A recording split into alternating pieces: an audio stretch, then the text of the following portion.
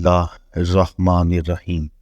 حضرت ابو ہریرہ رضی اللہ تعالی عنہ سے مروی ہے کہ رسول اللہ صلی اللہ علیہ وآلہ وسلم نے فرمایا، دنیا میں صرف 3 بچے ایسے گزرے ہیں کہ جنہوں نے ماں کی گود میں یعنی دودھ پینے کی عمر میں کلام کیا تھا۔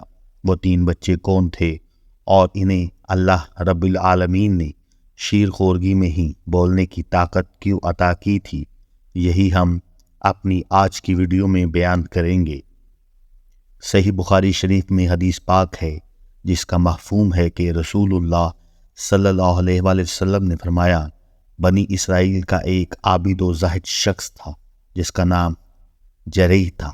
ایک مرتبہ وہ نماز پڑھ رہا تھا کہ اس کی والدہ نے اسے آواز دی، اے جریح۔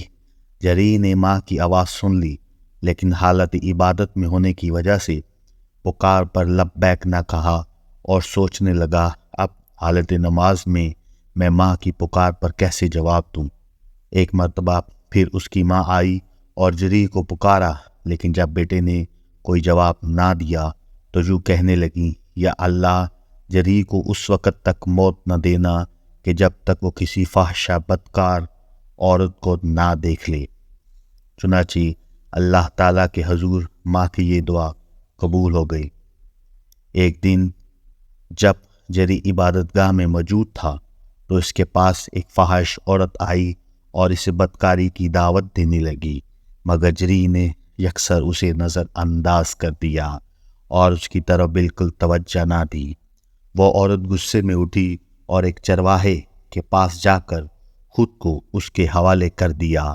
پس کچھ عرصے بعد اس نے ایک بچے کو جنم دیا اور اس بچے کا حضرت جریح سے منسوب کر دیا۔ لوگوں کو جب یہ بات معلوم ہوئی تو وہ حضرت جریح کے پاس آئے اور انہیں خوب برا بلا کہا اور ان کی عبادت خانہ توڑ کر انہیں باہر نکال دیا۔ حضرت جریح نے وضو کیا، نماز پڑھی اور نماز سے فارغ ہونے کے بعد اس بچے کے پاس آئے اور اس سے پوچھا، بتا تیرا باپ کون ہے؟ وہ شیر خور بچہ اللہ کے حکم سے بول پڑا اور کہنے لگا، میرا باپ فلاں چرواہا ہے۔ بس شیر خور بچے کے بولنے سے لوگوں کو یقین آ گیا کہ حضرت جریح اس معاملے میں معصوم ہیں اور یہ عورت ہی بدکار ہے۔ حضور نبی کریم صلی اللہ علیہ وآلہ وسلم نے فرمایا، دوسرا شیر خور بچے کے بولنے کا واقعہ کچھ یوں ہے کہ وہ بچہ بھی بنی اسرائیل کی ایک عورت کا تھا جسے وہ عورت دودھ پلا رہی تھی۔ اسی اثنا میں اس عورت کے سامنے ایک خوبصورت سوار گزرا تو وہ عورت اس خوبصورت نوجوان کو دیکھ کر کہنے لگی، اے میرے اللہ، تو میرے بیٹے کو اس سوار جیسا بنا دے۔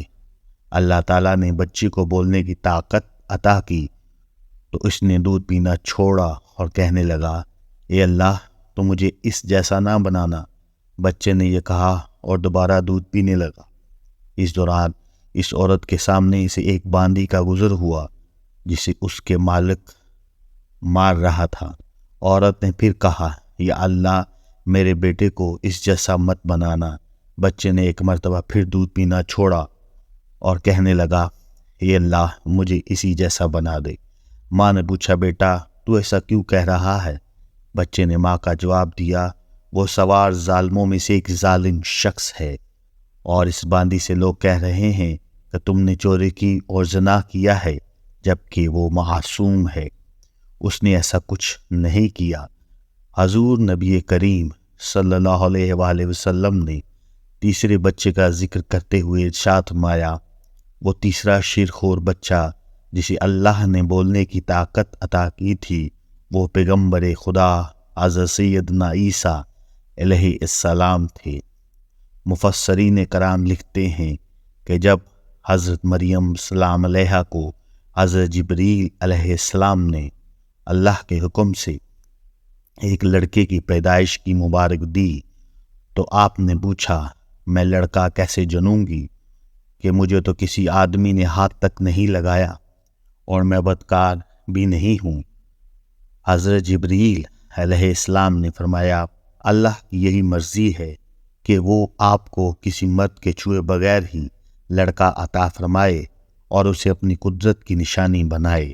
بس حضرت مریم علیہ السلام خاموش ہو گئیں اور خدا کے حکم کے آگے سر تسلیم خم کر دیا۔ کچھ عرصے بعد جب اللہ رب العزت نے آپ کے بطن اطہر سے حضرت عیسیٰ علیہ السلام کو پیدا فرمایا تو ساتھ ہی آپ کو حکم فرمایا، جب کوئی تم سے پوچھے تو تم کہہ دینا میں نے آج رحمان کا روزہ مانا ہے، تو آج ہرگز کسی آدمی سے بات نہیں کروں گی۔